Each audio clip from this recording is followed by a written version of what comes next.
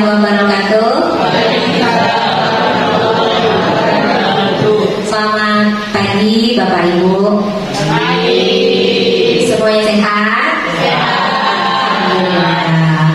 Puji syukur kita panjatkan atas kehadiran Allah Subhanahu wa taala.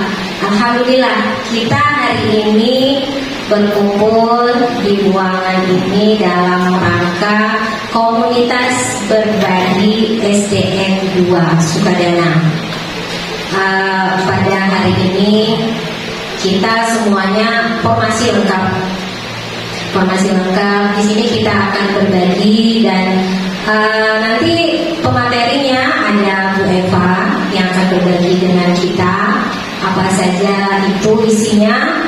Mari kita saksikan. Namun sebelumnya kita mendengarkan dulu kata sambutan dari Ibu Kepala Sekolah. Kepada Ibu Jamila, disilakan. Terima kasih kepada MC kita.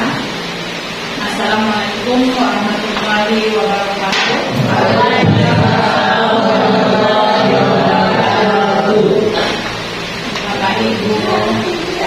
Bapak Ibu yang saya hormati, pada pagi hari ini kita dapat berkumpul di ruangan ini dalam keadaan sehat walafiat. Adapun agenda kita pada pagi hari ini adalah aksi nyata yang pertama untuk kegiatan komunitas guru berbagi SDN 2 Sukadana. Jadi di sini kita di dalam komunitas ini kita mengambil nama komunitas guru berbagi kita adalah Ku Berdua di Sukadana.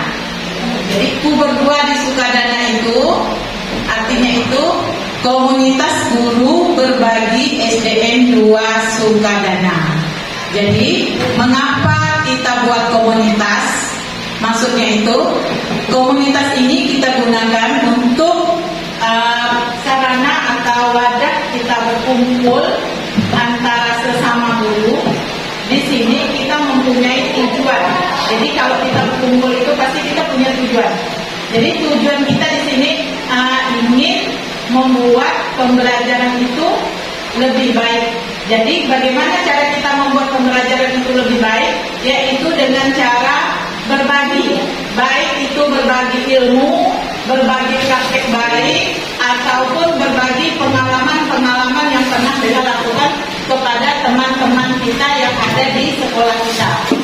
Nah, jadi komunitas ini bukan karena misalnya kenapa harus ada komunitas ini, memang anjuran.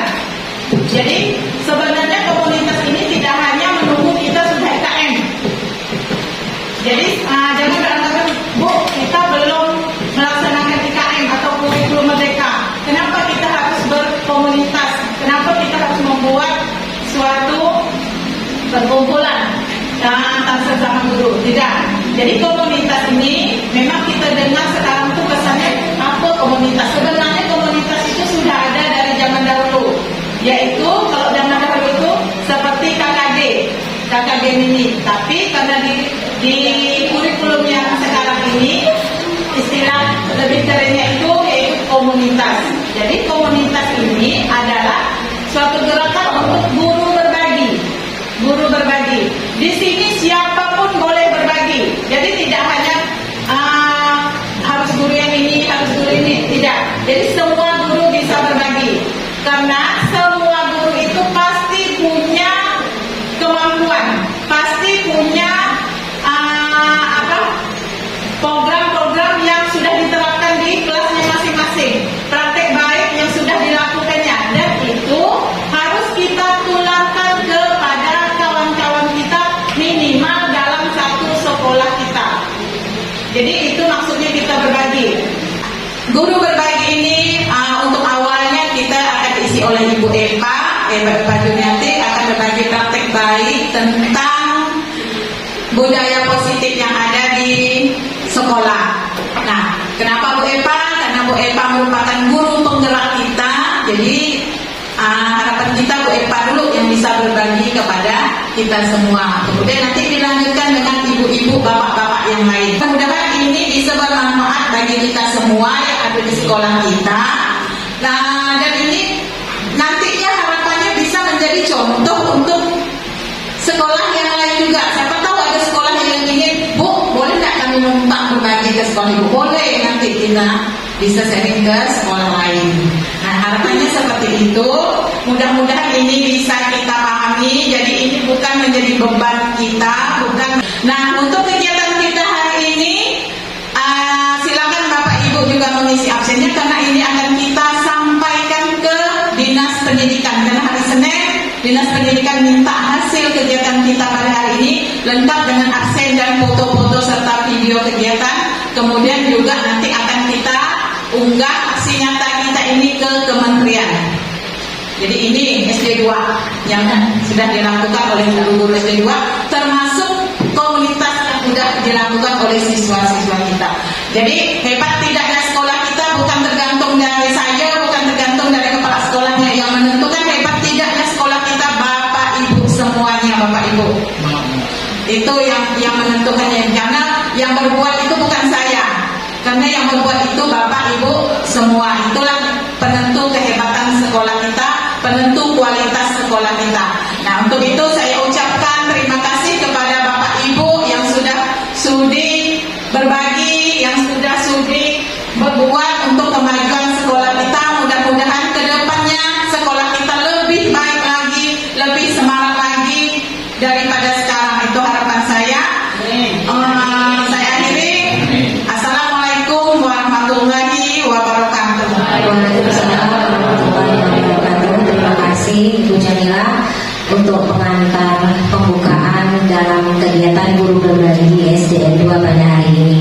Baiklah rekan-rekan sekalian, kita lanjut saja langsung kepada materi intinya.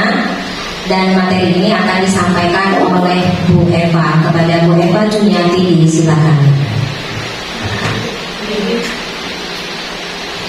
Bismillahirrahmanirrahim. Assalamualaikum warahmatullahi wabarakatuh.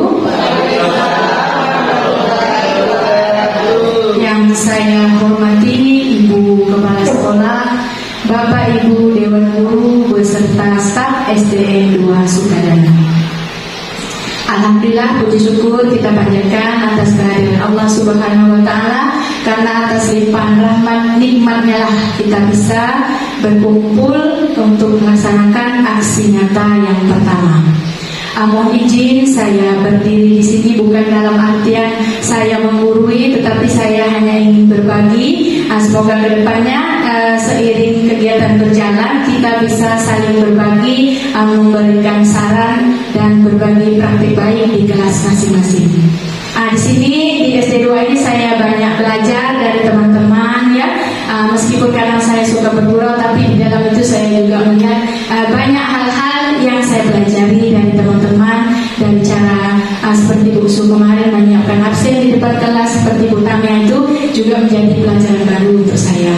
Nah, baik Bapak Ibu, kita mulai saja. Kali ini saya akan berbagi praktik baik aksi nyata budaya positif. Silakan Bu Eli.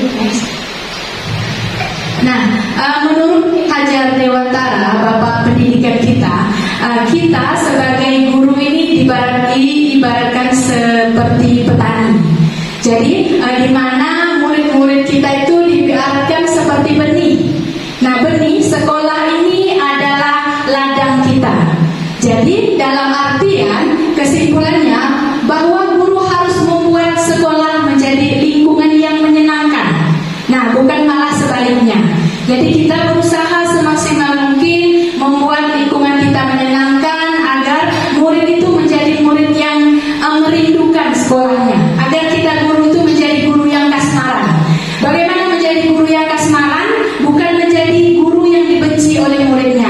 Nah, disitulah di sini kita akan berbagi bagaimana upaya kita untuk menjadi guru yang kasmaran.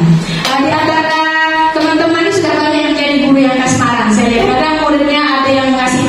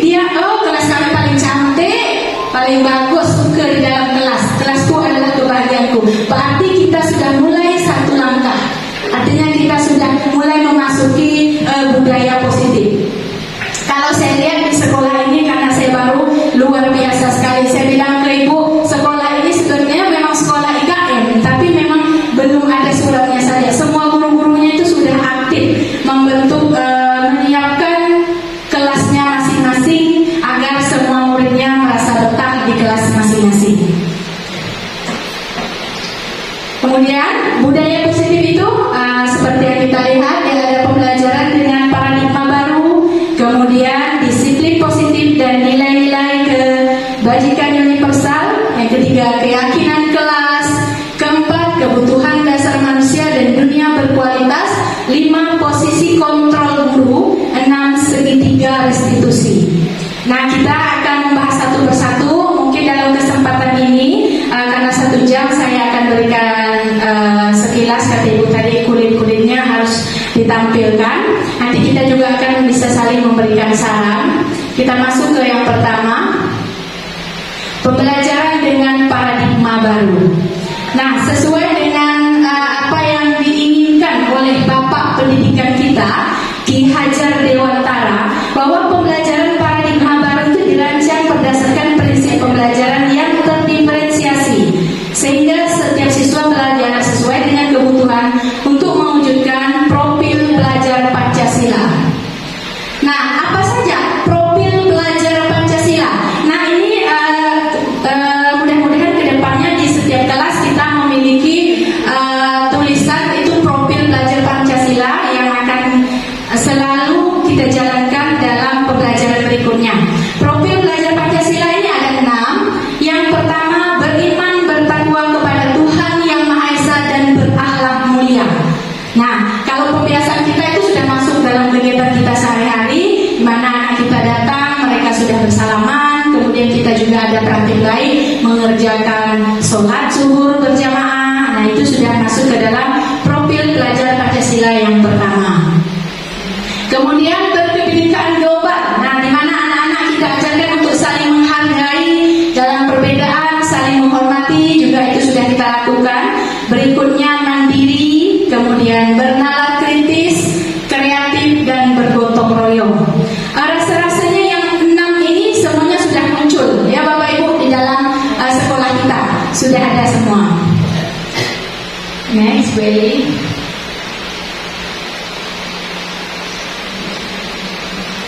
Yang kedua, disiplin positif dan nilai-nilai kebajikan universal. Sebenarnya disiplin itu ya, kita kalau dengar kata disiplin itu seperti takut. Jujur, kami yang baru-baru ini kalau dengar masuk SD 2 tuh disiplin, jadi seperti menakutkan. Nah, padahal bukan itu sebenarnya makna disiplin yang sesungguhnya. Disiplin sesungguhnya itu kita belajar dengan motivasi sendiri untuk melakukan hal-hal yang baik. Nah, tetapi pada kenyataannya budaya kita itu jadi berubah, makna disiplin itu jadi berubah. Jadi seperti yang Bapak Ibu lihat, disiplin itu menjadi sesuatu yang dilakukan seseorang pada orang lain untuk mendapatkan kepatuhan. Nah, artinya seperti mengekang. Disiplin itu artinya saja kalau orang yang bahasanya eleng-elengan tuh, jadi dia yang takut duluan. Ini pasti dipaksa nih disiplin. Kecenderungan umumnya adalah menghubungkan kata disiplin dengan ketidaknyamanan. Nah, kalau ada perasaan seperti itu, misalnya terlambat ya nih sekolah, terlambat 10 menit, ada nyaman. Nanti di pelonto dia unggaran tuh. Nah, itu berarti kita sudah masuk ke motivasi ekstrinsik, bukan intrinsik. Nah, sama saya juga seperti itu, malas sih terlambat nih. Jadi masih ada di motivasi ekstrinsik. Sama juga murid-murid kita juga pasti seperti itu. Nah, inilah yang harus kita ubah perlahan-lahan.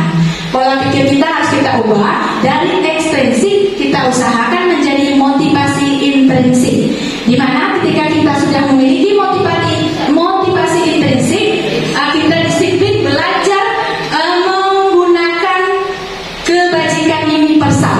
Nah, kebajikan universal itu sifat-sifat positif manusia yang merupakan tujuan mulia. Jadi setiap diri kita ini semuanya memiliki sifat positif.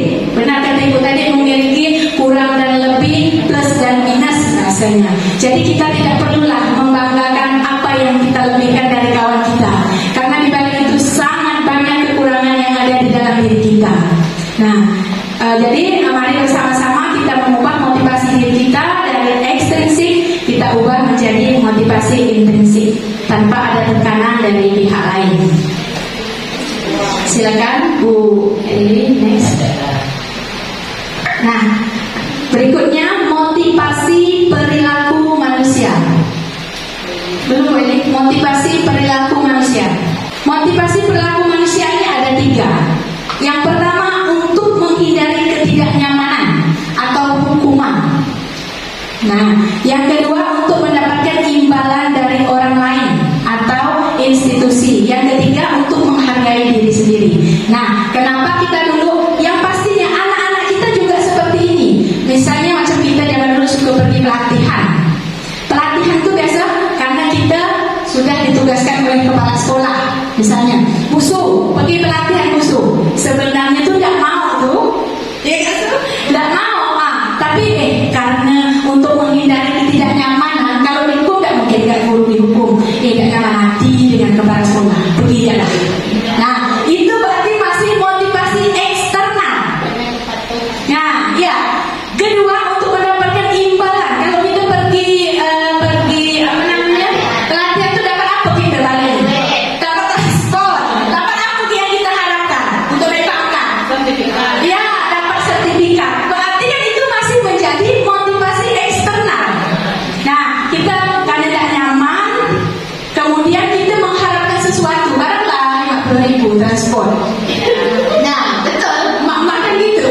Nah, itu masih eksternal. Sama juga dengan murid-murid kita. Mereka masih eksternal.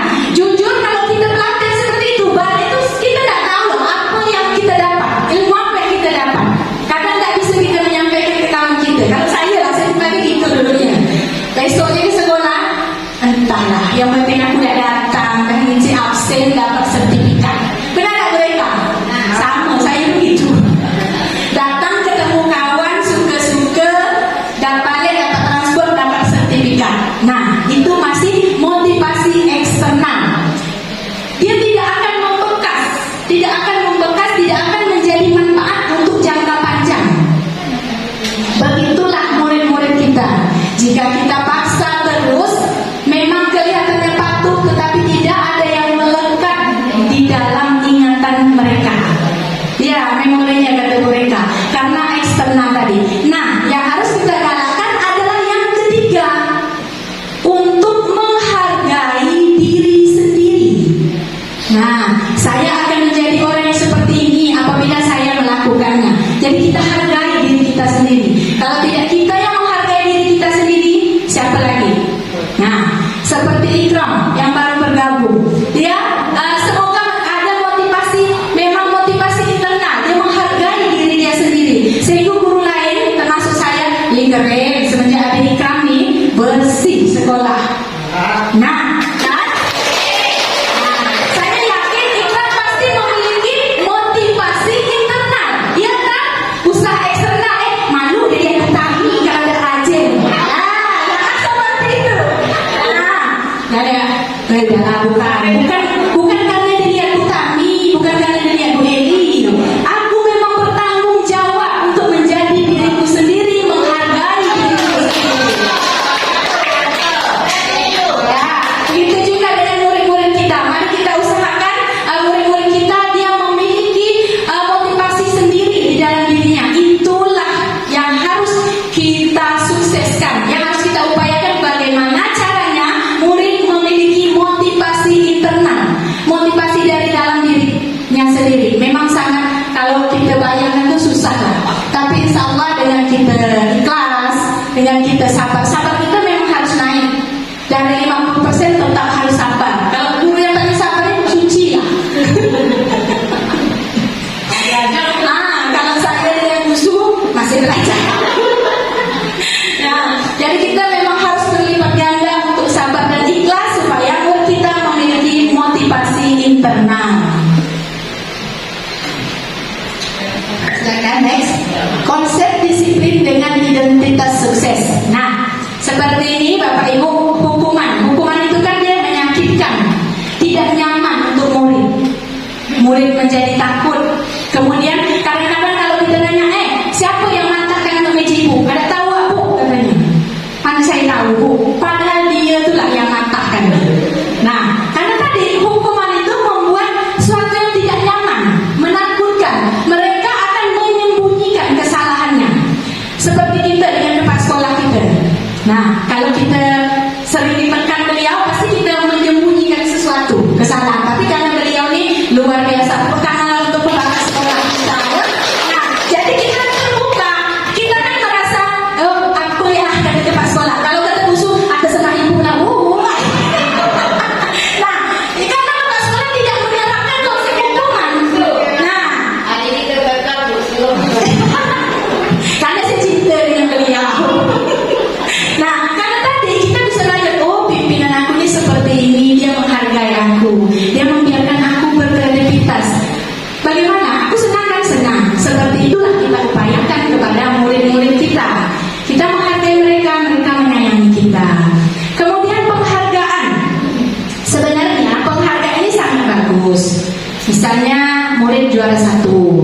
kita bariskanlah. Oh, si dihajar juara 1 dengan piala. Banggakan ya, kita banggakan sama murid kita. Anak-anak kalian lihat nih, bangga dengan berdiri berbaris. Tetapi pada dasarnya itu merusak hubungan, memberikan sifat iri. Kita mematikan kreativitas. Kreativitas siapa yang dimatikan, Bapak Ibu?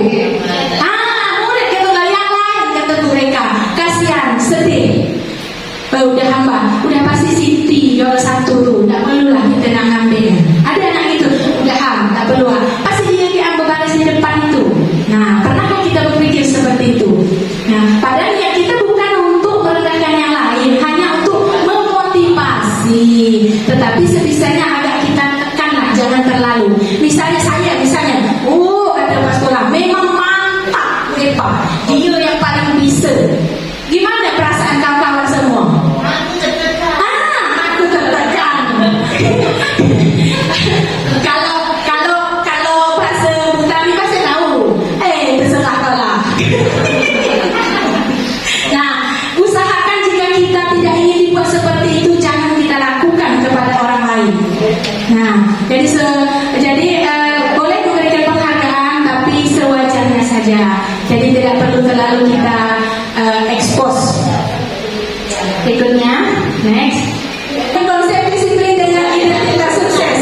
Dia ada konsekuensi dan tusi. Jadi menurut kawan-kawan, apakah sama hukuman dengan konsekuensi? Sama atau beda? Pak Arman, sama ke beda Pak Arman? Beda kata mereka. Kalau Pak Arman, saya mau dengan Pak Arman. Kalau guru tuh, kalau dia ngajar muridnya belum fokus, kasihkan. Sama juga.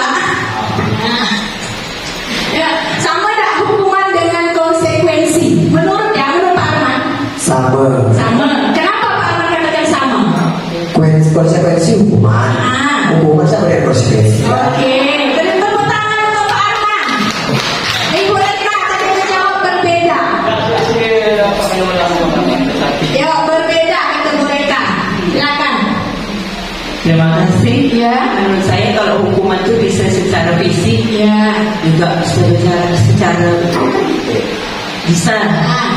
Kalau Dia konsekuensi? abangnya berunyak-unyak lah. Nah, kalau konsekuensi itu misalkan kalau menurut saya Ya. dia tidak mengerjakan PR, terus saya ulangi dengan dilipat gandakan kalau saya seperti itu. Oke. Salah satu contoh. Ya. Intinya berbeda ya Bu Reka. Baik, terima kasih, tepuk tangan untuk Bu Reka. Terima kasih untuk Pak Arman dan Bu Reka yang telah berkenan memberikan sarannya. Di sini konsekuensi dengan hukuman itu adalah berbeda. Kenapa berbeda? Kalau hukuman itu dia terjadi secara tiba-tiba.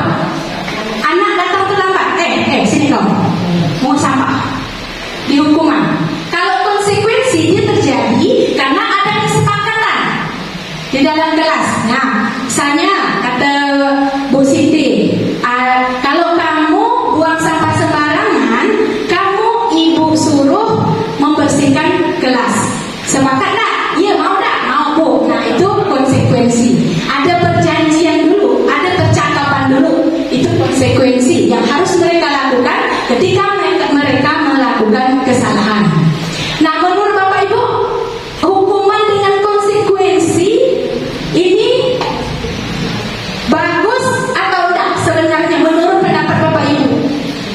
Silakan. Bupit. Tak apa, khusus semua kata khusus.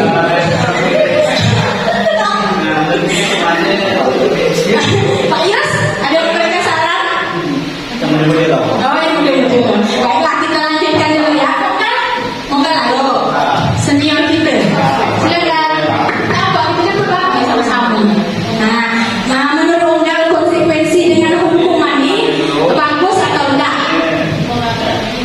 Nah, yuk kita dengarkan. Menurut saya di sisi ada yang bagus ya.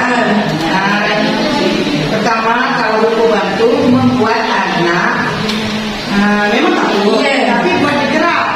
Nah, kalau konsekuensi itu kita kan udah memberi sanksi. Memberi sanksi kalau dia masih melanggar, rasa saya itu bagus. Intinya nanti kan ada Mas Dina, bagus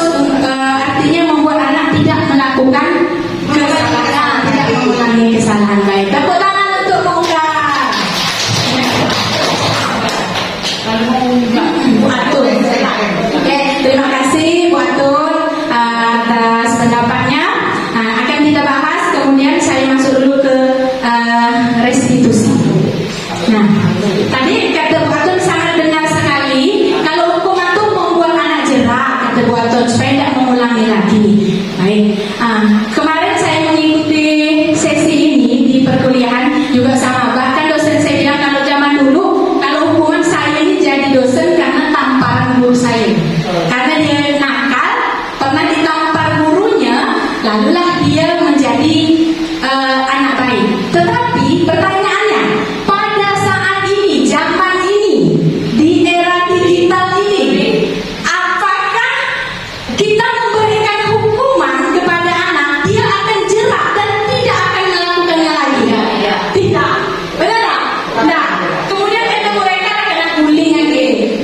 Sebenarnya, oke, sekarang tidak menampar. Tadi biasanya kita suruh bersihkan dia. Itu kan sebenarnya hukuman yang positif, ada manfaatnya, halaman menjadi bersih. Tetapi mereka tidak akan memiliki efek jerak.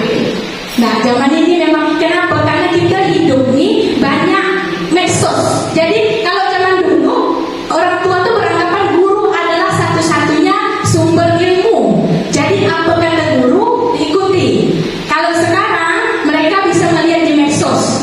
Kita belum tahu, kadang mereka sudah tahu. Jadi kalau menurut konsep budaya positif, hukuman dan konsekuensi itu dia bagus, tetapi ada negatifnya. Kemudian kita masuk ke restitusi. Restitusi ini adalah kita memiliki kontrol diri, kemudian kita fokus pada pemecahan masalah, kemudian dia bisa menghormati dirinya dan orang lain dan memperbaiki kesalahan. Nah, di slide berikutnya kita akan membahas tentang restitusi. Jadi antara hukuman, konsekuensi, restitusi, yang ketiga inilah yang akan berusaha kita kembangkan di sekolah kita berdampingan dengan profil pelajar Pancasila. Jadi bagaimana kita sebagai guru mengembangkan budaya restitusi, kontrol diri. Nah, next Bu Eli.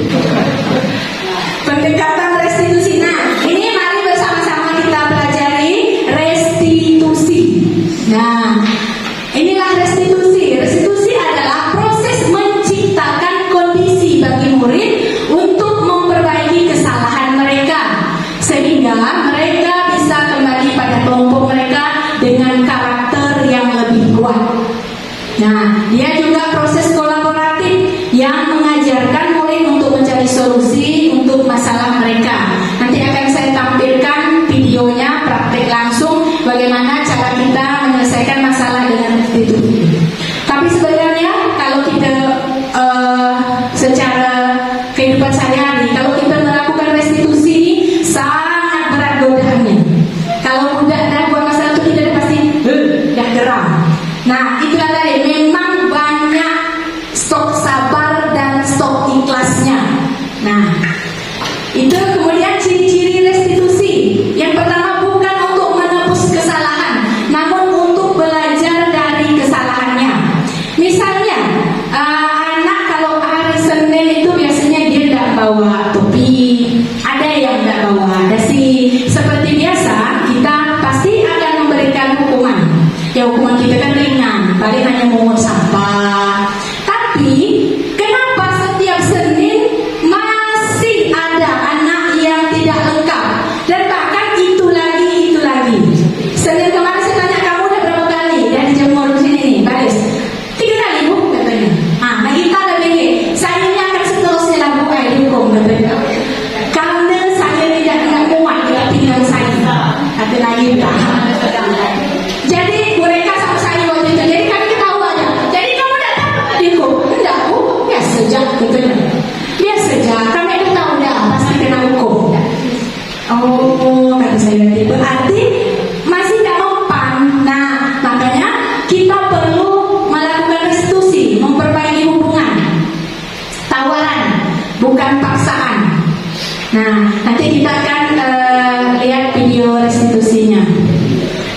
Sampai di sini mungkin ada teman-teman yang ingin berbagi dulu tentang hukuman, konsekuensi dan restitusi. Kita kan ini sambil berdiskusi. Ada? Lanjut? Oke, siap.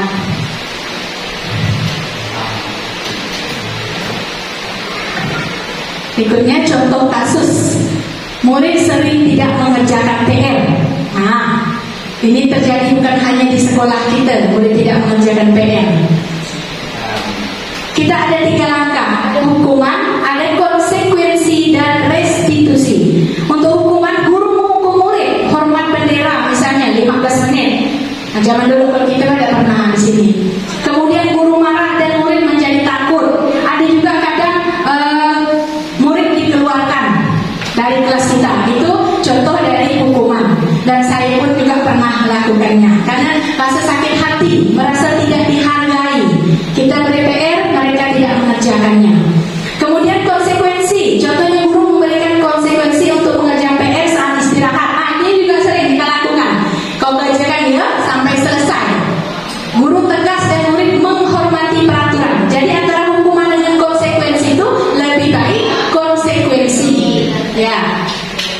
Kemudian kalau restitusi, guru menanyakan keyakinan kelasnya. Kemudian guru membantu menyelesaikan masalahnya. Guru terbuka dan murid menghormati dirinya dan orang lain. Nah, kita juga akan membahas dulu tentang keyakinan kelas. Nah, itu restitusi dia. Memang agak, kalau kita lihat sekilas nih, agak selembe restitusi ini, tapi bukan selembe sebenarnya. Next, Willy. Ya, kita akan masuk ke keyakinan kelas.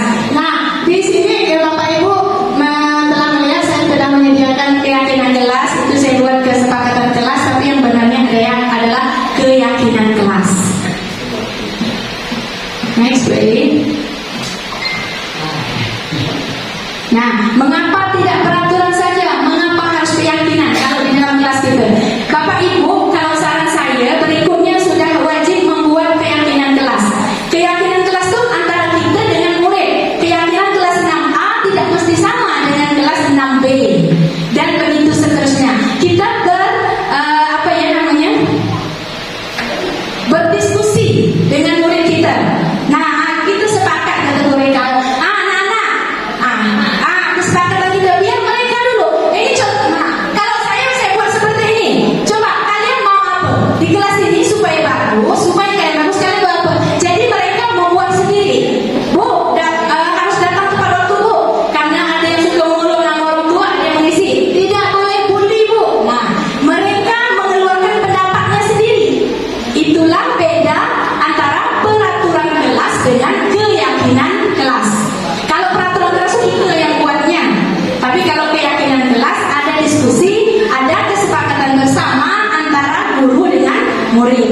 Nah, jadi baru ada konsekuensinya. Kalau mereka buang sampah sembarangan, berarti harus apa? Itu namanya konsekuensi. Berikut, Bu Eli. Masalah keyakinan kelas ada, lanjut Beli di ciri keyakinan kelas. Ada saran masukan tentang keyakinan kelas atau pertanyaan boleh sekali jalannya. Jadi terakhir kita tidak buka sesi pertanyaan lagi. Ada Yuni? Yuni pun bisa buat keyakinan kelas di perpustakaan. Boleh. Ada? Lanjut ya. Nah, lanjut Beli. Itu contoh keyakinan kelas. Jadi kita tidak mesti sama ya. Bapak Ibu bisa buat sendiri-sendiri sesuai kesepakatan dengan murid-muridnya.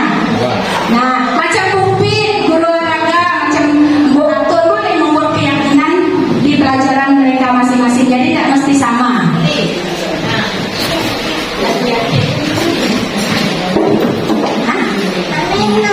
Ini contoh keyakinan kelas. Lanjut Bu Eli.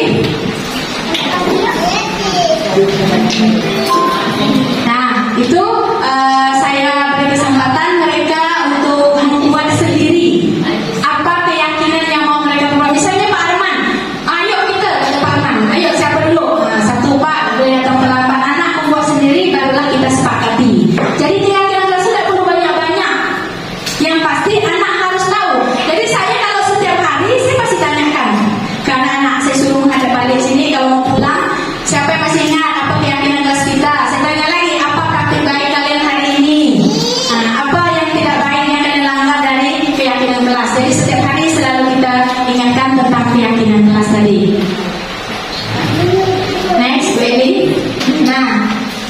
Jadi budaya positif yang ingin kita capai itu kita mulai dari kelas.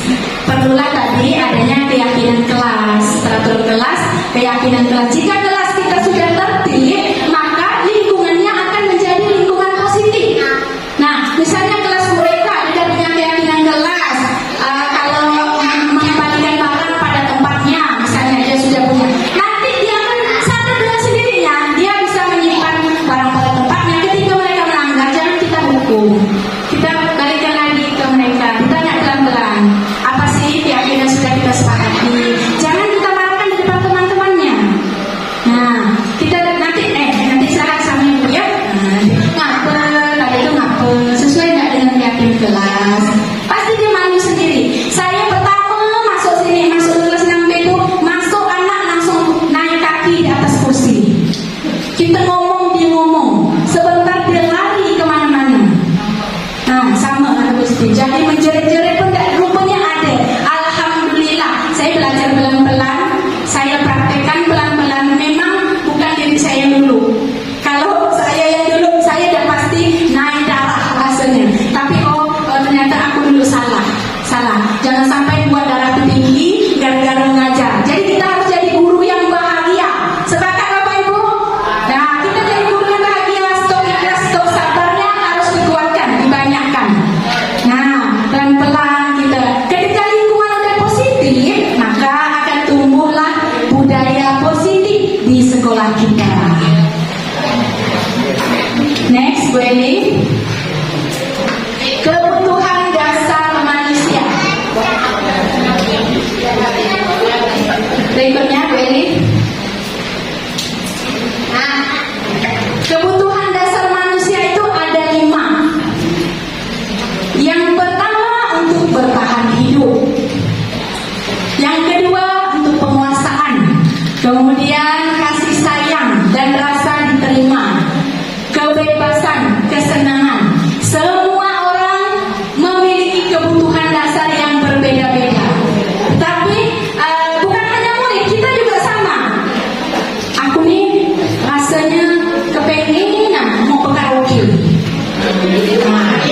Termasuk yang ngomong ini lah. Nah, sekarang coba Bapak Ibu pilih. Saya pengen karaoke. Kebutuhan dasar mana yang ingin saya penuhi? Kesenangan. Apa lagi? Nah, ya kesenangan mata. Kemudian, hari Sabtu pakai baju olahraga. Kata mereka, usah positif. Aku mau pakai baju lain.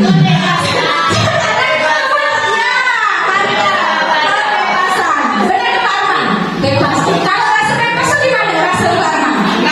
Senang. Kata apa? Rasa plong. Rasa plong. Ya, sih. Nah, jadi setiap orang memiliki kebutuhan dasarnya. Coba. Siapa ya? Partanya lah. Bagaimana kebutuhan penguasaan ketika ini Bu Siti? Bagaimana ya?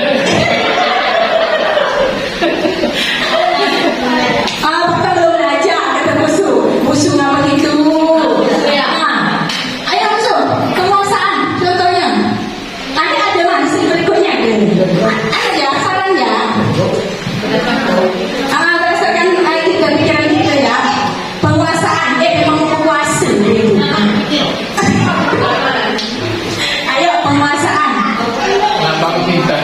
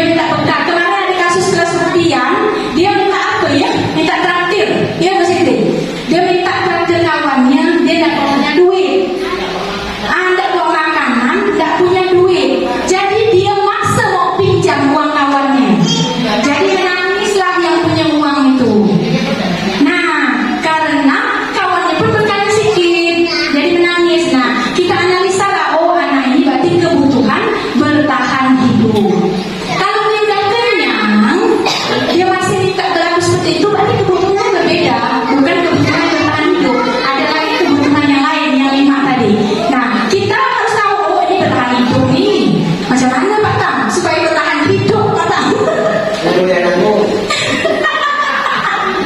Arman, karena Pak Arman punya kantin, boleh lah nanggung. Seorang Sebulan sekali. Kalau sekali bisa ditanggung gue Pak. Tapi kalau masih berkali-kali tidak mau buka.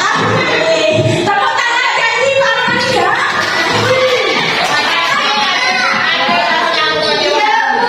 Berarti nanti hari Senin kalau kelas itu kesucian dia mau makanan, bolehlah kita arahkan ke beliau. Tapi sekali Mak. Boleh. Terima kasih Pak Arman.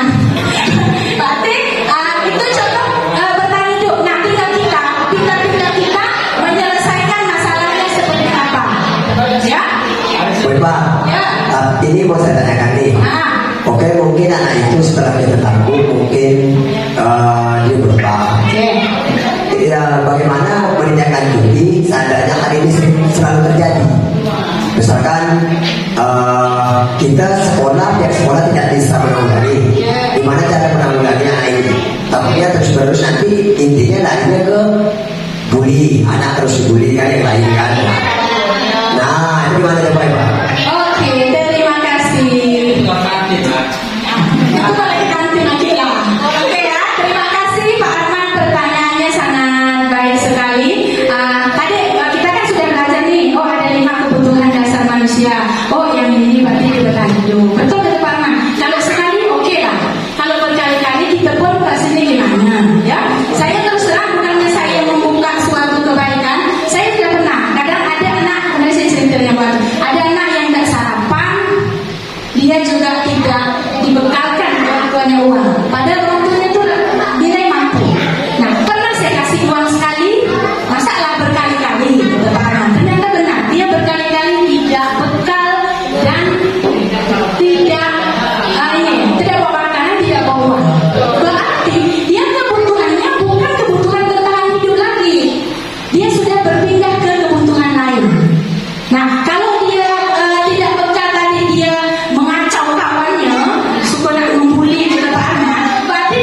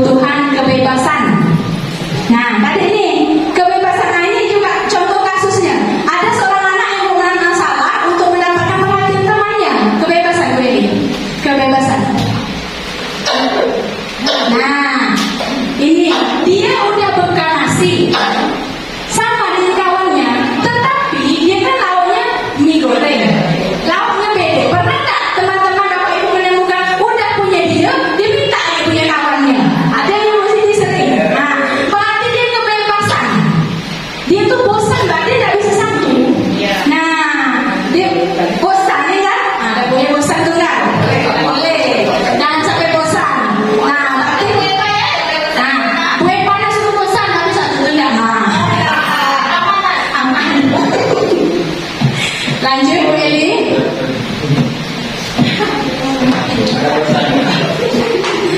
Kebutuhan akan kesenangan. Nah, kita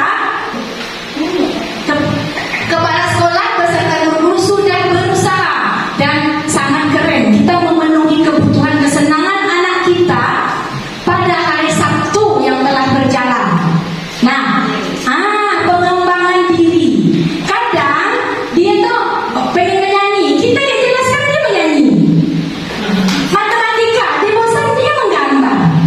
Lagi apa Glenn? Kalau anak saya tuh Glenn, suruh gitu. Lagi menggambar Bu, katanya. Udah nanti kata saya Sabtu. Oh iya Bu, ujung-ujung gak ada yang ambil gambar. Nah, itu kebutuhan akan kesenangan sudah kita penuhi pada hari Sabtu. Kalau kebutuhan kesenangan Bapak Ibu nanti dipenuhi kepala sekolah, diajak jalan-jalan ke luar negeri. Tapi syaratnya harus betul apa aman? Nah, kalau kita senang, Bu Tami, kalau kita senang, gimana kita mengajar bahasanya? Segar lah. Nah, segar kan? Semangat. Sama juga anak-anak kita juga seperti itu. Nah, penguasaan juga udah tadi ya. Jadi dia suka ganggu temannya, dia tuh ingin berkuasa sebenarnya. Ingin menunjukkan, ini loh aku yang paling hebat. Nah, tuh mereka. Lanjut Bu Eli. 5 posisi kontrol. Nah, kita akan dengarkan. Silakan Bapak Ibu dengarkan video. Posisi kontrol guru itu ada 5. Coba nanti saya minta bantuan Bapak Ibu nyebutkan. Bapak Ibu ada di posisi mana? Nah, silakan Bu Eli. Kita mainkan videonya. Jangan sampai nggak ada error. Silakan didengarkan. Nanti pilih yang mana. Ibu dan Bapak guru hebat dalam penerapan disiplin positif restitusi. Salah satu program yang dikembangkan adalah 5 posisi kontrol. 5 posisi kontrol dalam restitusi adalah proses perjalanan seorang pendidik agar dapat mengenali dirinya.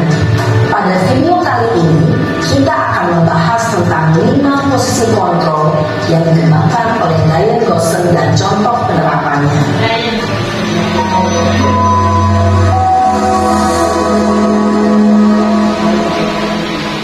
5 posisi kontrol itu adalah 1. Posisi penghukum, 2. Posisi pembuat merasa bersalah, 3. Posisi teman, 4. Posisi pemantau atau monitor, dan 5. Posisi manajer. Untuk lebih memahami kelima posisi tersebut, mari kita saksikan kasus Naren yang terlambat hadir 20 menit di sekolah dan melihat bagaimana kelima posisi kontrol dalam menghadapi masalah tersebut. Jadi kasusnya anak terlambat nih, ada 5 posisi kontrol dulu, kita pilih dengan secara jujur. Saya nomor 1, saya nomor 2 dan seterusnya. Nah, ini terlambat Naren nih. Ini posisi pertama hukum. Naren, sini kamu.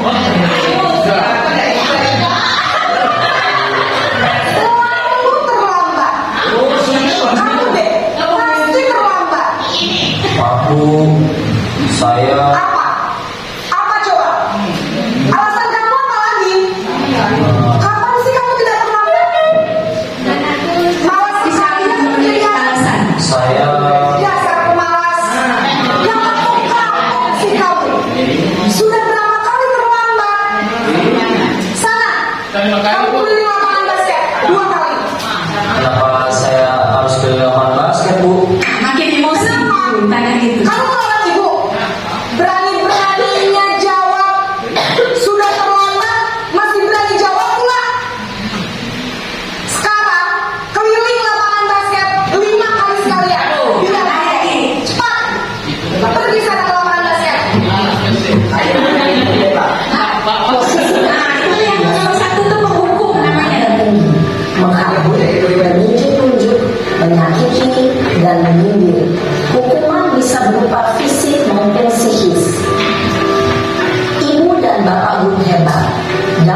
terjadi pada murid ketika guru berada pada posisi penghukum adalah murid cenderung akan memberontak, bahkan menyimpan dendam.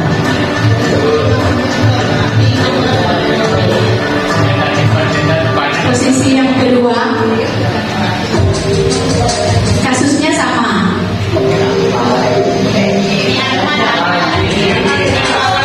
Kau sudah sampai.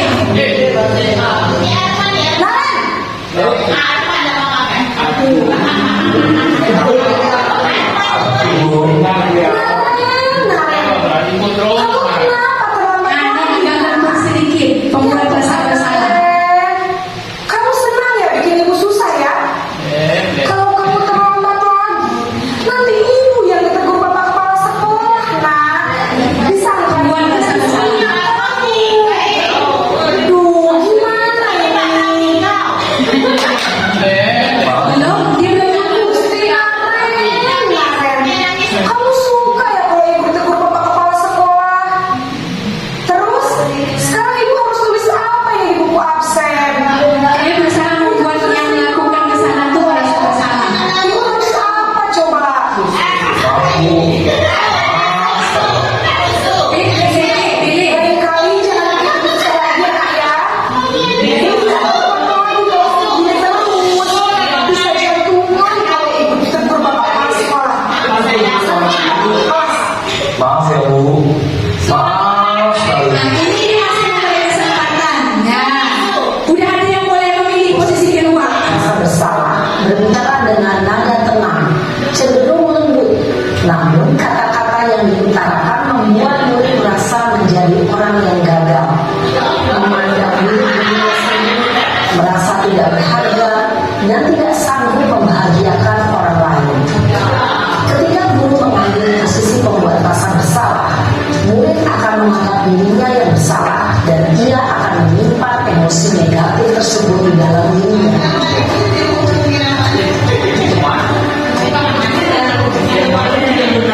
Baik, posisi kontrol ketiga.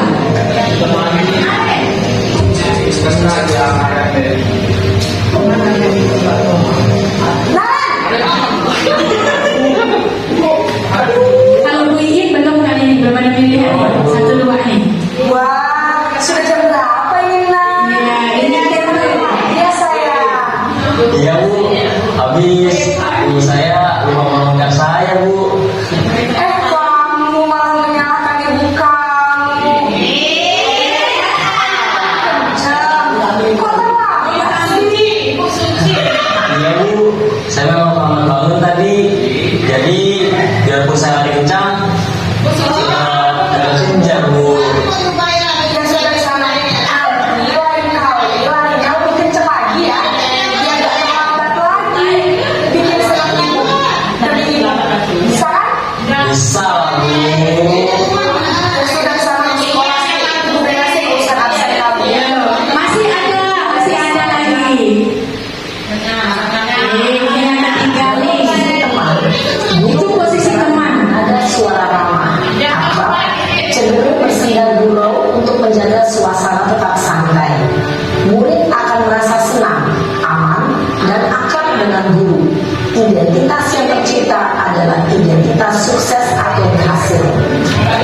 Namun, perlu diingat, karena ini masih dorongan eksternal, maka ada faktor ketergantungan dari murid kepada orang tertentu.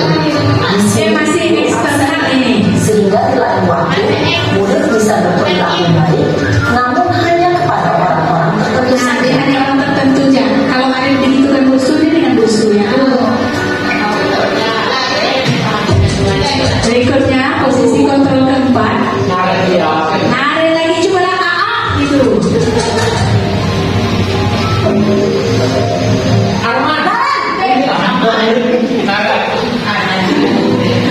Selamat pagi Bu. Nah, apa peraturan sekolah kita tentang jam berapa kita harus masuk sekolah, nak? Kita harus di sekolah jam 7 Bu. Iya betul. Sekarang sudah jam Posisi pemantau yang keempat. konsekuensinya jika terlambat aja. Ini busu masuk ke ini. Saya harus tinggal kelas pas jam istirahat selama 20 menit. Iya benar. Jadi nanti jam 9.30 pas istirahat, kamu harus tinggal di kelas, kerjakan tugas tambahan untuk ketertinggalan kamu, ya. Baik Bu. Ya, itu jadi pakai Posisi konsekuensi. pemantau mengandalkan penghitungan atau data untuk mengontrol murid. Guru mengarahkan murid berdasarkan peraturan dan konsekuensi. Seorang pemantau menunjukkan bahasa tubuh dan ekspresi wajah yang datar dan cenderung formal. Ekspresi data ya. Tunggu. Nah, posisi terakhir. Silakan Bapak Ibu simak posisi terakhir. Ini yang terakhir. Nanti Bapak Ibu kemukakan selama ini menjadi guru di posisi mana dan akan menjadi guru di posisi apa. Mirip gak dengan Armani? Selamat pagi kalian. Nah, ya. Maaf Bu, saya terlambat. Iya, sekolah masuknya jam 7, sekarang sudah jam 7.20. Jadi sekarang bagaimana ini, Karen? Maaf Bu, saya lupa alarm saya semalam. Baiklah, menurut kamu, keyakinan sekolah yang mana yang Nah, dia menanyakan keyakinan yang telah disepakati di kelas. Orang lain mungkin ya Bu. Setuju. Jadi, apakah Naren meyakini prinsip saling menghormati tersebut? Iya Bu, saya meyakininya. Apakah Naren bersedia memperbaiki masalah keterlambatan ini? Bersedia Bu. Bagaimana kamu akan memperbaiki masalah keterlambatan ini? Saya akan coba untuk tidak lupa menyetel alarm saya Bu. Baik, Dia menyelesaikan masalahnya sendiri. Dia menawarkan sendiri tidak bisa bantu dari intrinsik dari dirinya sendiri. Ada Bu, kata saya, KMA. adalah selain KMA. Selain KMA, ada ibu saya. Baik, jadi yang mengingatkan Naren adalah KMA dan ibu kamu ya. Kira-kira akan mulai alarm kapan nih, Naren? Setelah pulang sekolah, akan segera saya lakukan. Baik, jadi Naren akan setel alarm untuk bangun besok pagi dan akan diingatkan oleh kakak dan ibunda Naren ya. Ada lagi yang mungkin perlu dilakukan, Naren, agar tidak terlambat bangun lagi. Tidak ada Bu. Baik, Naren, terima kasih untuk kerjasama kamu. Sekarang kamu perlu kembali ke kelas untuk belajar. Baik Bu, terima kasih. Baik, sudah. Manajer adalah posisi kontrol yang disarankan untuk membimbing murid memiliki sikap disiplin yang positif, yaitu memberikan ilmu, bertanggung jawab, dan dapat memecahkan masalah. Tujuan dari posisi ini adalah agar murid dapat berefleksi atas tindakannya. Guru akan terus memberikan pertanyaan-pertanyaan makna sehingga membuat murid dapat belajar dari kesalahannya dan mencari sebuah solusi untuk menyelesaikan. Ini mendapat guru hebat. Setelah mengamati adegan kelima posisi kontrol tadi, kira-kira posisi mana yang paling ideal? Posisi mana yang dapat menunjang motivasi intensif? Ya, tentu posisi manajer. Posisi ini memang posisi ideal dan ingin dituju setiap individu. Pada posisi inilah, guru dapat mendapat disiplin yang memperkenalkan perjalanan seorang pendidik untuk sampai pada posisi seorang manajer. Namun, tujuan kita pasti, yaitu menciptakan murid-murid yang mandiri, merdeka, dan bertanggung jawab. Semoga penggambaran 5 posisi kontrol yang telah diperlihatkan ini dapat menjadi ajar refleksi bagi kita semua, agar dapat terus mengasah dan menerapkan disiplin positif yang memerdekakan ini. Mari terus berlatih dan bersemangat selama menerapkan. Salam dan bahagia, Ibu dan Bapak Guru. Oke, next really. Baik, ya, sebentar lagi kita selesai ya. Silakan Bapak Ibu 3 orang. Kalau saya dulu ya, saya ya. Kalau saya dulunya saya berada di posisi penghukum. Ketika saya kalau sekolah lama saya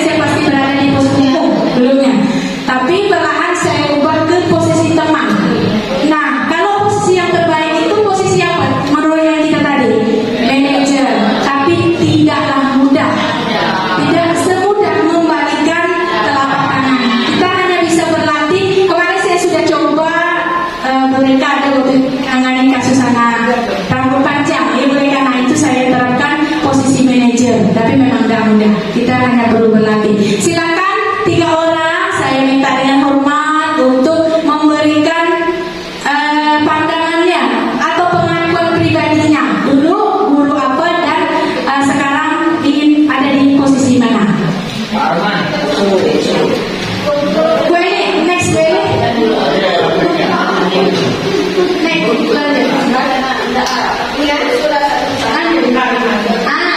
ada penghukum, pembuat rasa bersalah, ada teman, ada pemantau, ada manajer. Musuh pakai mic musuh. Kita masukkan ke dalam. Terima kasih Bu Eva. Iya. Kalau yang saya lihat dari kelima posisi yang tadi kita saksikan sama videonya, kalau saya itu berada di posisi pembuat rasa bersalah. Iya. Ya. Biasanya yang saya lakukan seperti itu. Ya. Baik dalam hukuman apapun, dari keterlambatan anak, kesalahan apapun yang dilakukan anak-anak di kelas. Terus tadi kalau saya lihat yang baiknya itu, bagusnya itu ada di posisi manajer. Ya. Tetapi apakah mudah? Ya, insya Allah kedepannya kita coba terapkan. Oke, tepuk tangan untuk musuh. Terima kasih musuh. Kopi tadi musuh, kopi belum ngomong. Woi usah, Payus lagi. Ya Payus, 3 Payus. Payus yang mana Payus? Arman ya? Ayo. Makasih Bu Eva. Iya Pak. Itu apa lagi? Berkomentar. Nggak tahu ya. Milih ya. Nih, Bapak yang mana secara jujur ya? Yang selama ini pernah saya alami saya. Jadi saya bertugas di tahun 93. Jadi yang 30 tahun lalu ya. Bapak senior. Ini yang namanya Suhu kami nggak Pak Yus nih, senior. dulunya kan kalau kita mau hukum anak kita, nah jadi orang tua ini malahan dukung guru bisa hukum anak. Jadi Pak Yus posisi mana dulu Pak Yus? Sekarang Dulu. Yang udah berjalan selama ini. Kalau sekarang kalau hukum kayak itu tak boleh. Jadi yang mana Pak Yus lakukan? Saya bangunkan diri. Mungkin saya yang ini membuat sama-sama. Sama musuh. Membuat rasa bersalah. Benar. Berikutnya pengen yang mana Pak Yus? Kita sama-sama berupaya. Mau yang mana berikutnya? Berikutnya mungkin yang saya paling banyak. Oh ya, tepuk tangan untuk Pak Yus, manajer. Bu Suci lagi, manajer Bu Suci. Makasih Pak Yus. Bu Suci coba udah kena manajer nambah nih. Waalaikumsalam. Kalau saya pribadi selama mengajar itu saya lebih ke posisi teman atau campuran, kadang teman dan memantau. Saya itu modelnya. Jadi seorang nanti karena baru tahu tentang yang manajer, posisi manajer ini, seorang nanti ke depan kita belajar sama-sama lagi. Baik, tepuk tangan untuk Bu Suci. Terima kasih Bapak Ibu yang telah bersedia. Sama, saya lebih happy dulu, saya tetap posisi penghukum. Kalau dulu ya. Tapi benar-benar saya belajar ingin menjadi guru di posisi manajer. Kita sepakat semua Bapak Ibu. Nah, pelan-pelan jalan. Next way, kita akan masuk ke segitiga restitusi. Nah, tadi kan kita ada restitusi itu menggantung tuh. Lanjut. Ya. Dia ada 3. Nah, ketika kita tadi kan ada hukuman, ada konsekuensi, ada restitusi. Nah, restitusi tadi kan kita mencoba mengontrol, ya Pak Yus. Jadi ada 3. Ketika anak melakukan kesalahan, kita ada 3. Yang pertama, kita akan menstabilkan identitas. Nah, kemudian kita akan memvalidasi kebutuhan. Yang terakhir, menanyakan keyakinan. Nah, kita stabilkan dulu. Berikut, ini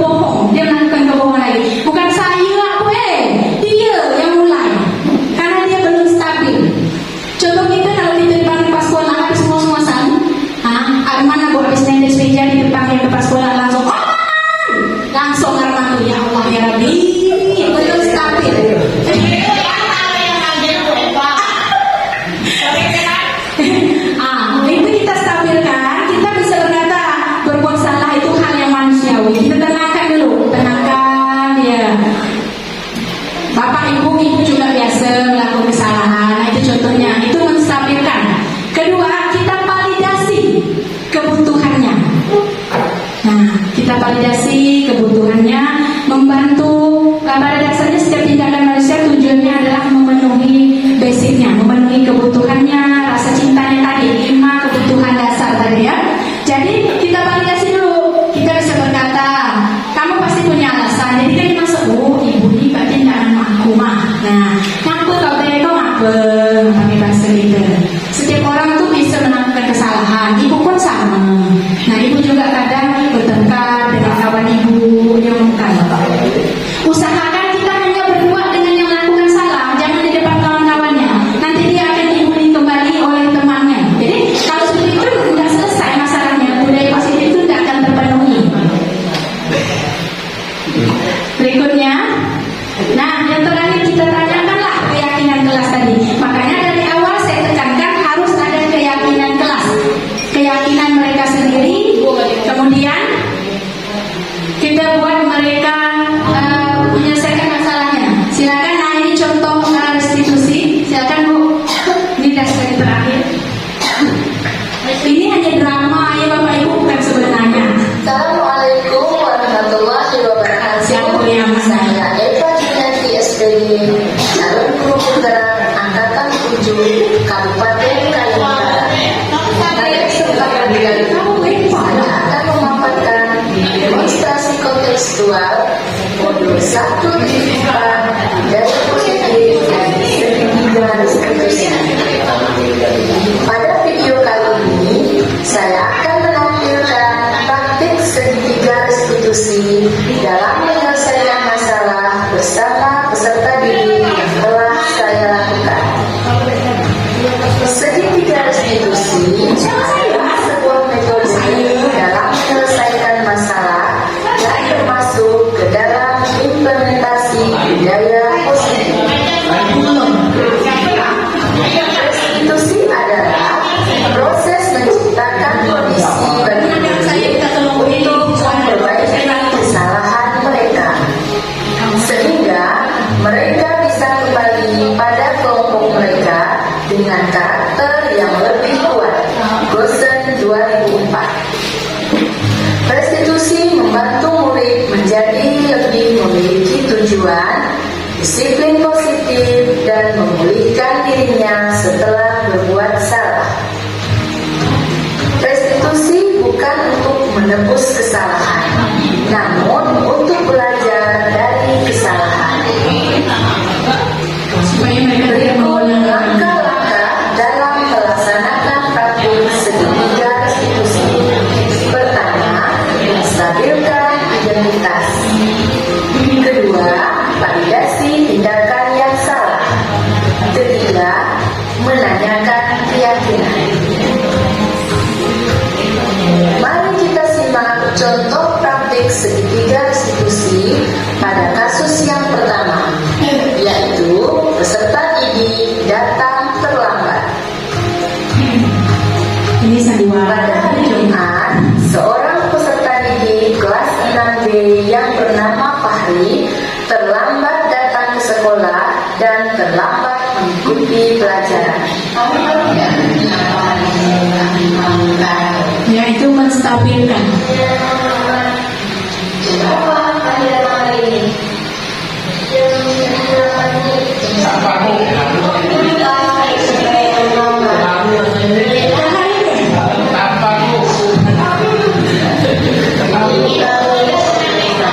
Ibu sedih kan?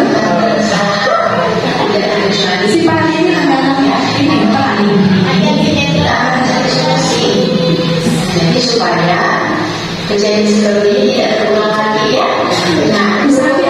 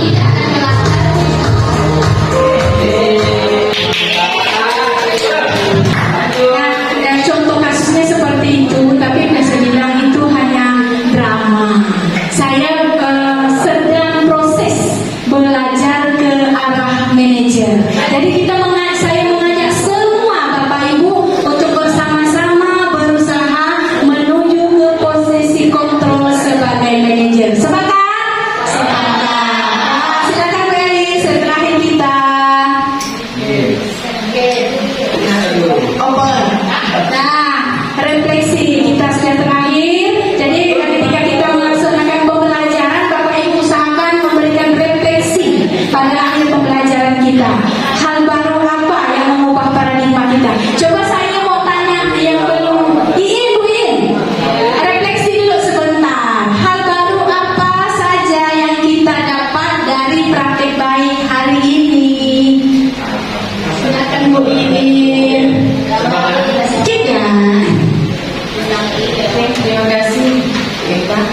Nah, kalau menurut saya praktik baik yang hari ini kami dapat tentang penyelesaian masalah kepada murid. Nah, yang terakhir itu guru memposisikan dirinya sebagai manajer. Nah, itu yang kami dapat yang merupakan hal baru. Kalau yang lain-lainnya sudah biasa, Nah, mungkin benar kata Bu Suci, misalkan ada melaksanakan yang kedua ya. Iya. Kedua, iya. Nah, kalau saya sendiri yang Iya, ini guru sabar nih. bervariasi semuanya tergantung dengan muridnya. Iya, oke. Terima kasih.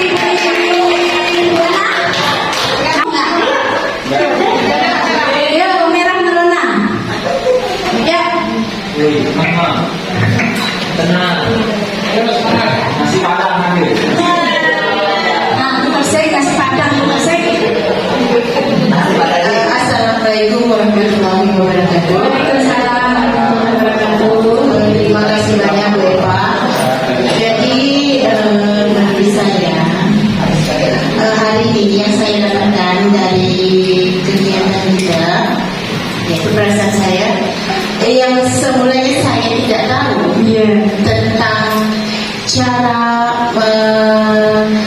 menangani atau mengelola kelas kita yang disiplin anak. Semulanya kita tidak tahu menjalankan disiplin sesuai dengan apa yang kita rasakan. Iya, betul. Nah, jadi dengan adanya kegiatan ini saya rasa saya yang semula tidak tahu ini di posisi guru seperti apa. Jadi pada saat ini saya udah mulai memahami, harus bisa berusaha mengontrol diri kita, mengajak anak-anak kita itu untuk istilahnya bekerja sama, istilahnya kerjasama. Terus dapat hal-hal yang menarik yang kita lakukan dan supaya anak ini tidak merasa ada beban untuk ke sekolah. Nah, jadi dia semangat, karena anak-anak semangat kita pun jadi semangat juga. Itu Tepuk tangan untuk Bu Siti. Baik, terima kasih. Nah, akhirnya silakan slide terakhir Bu Eli, slide terakhir bisa. Ya, tadi terima kasih saya ucapkan sekali lagi kepada Bapak Ibu yang telah berkenan untuk meluangkan waktu untuk kita sama-sama belajar dan memberikan saran, berbagi praktik baik. Saya pribadi berdiri di sini, saya pun masih belajar, bukannya saya profesional. Saya mengajak mari kita semua warga SDN 2 Sukadana sama-sama belajar untuk menumbuhkan budaya positif di lingkungan sekolah kita. Demikian, kurang lebihnya saya mohon maaf. Jika lebih itu semata-mata karena Allah Subhanahu wa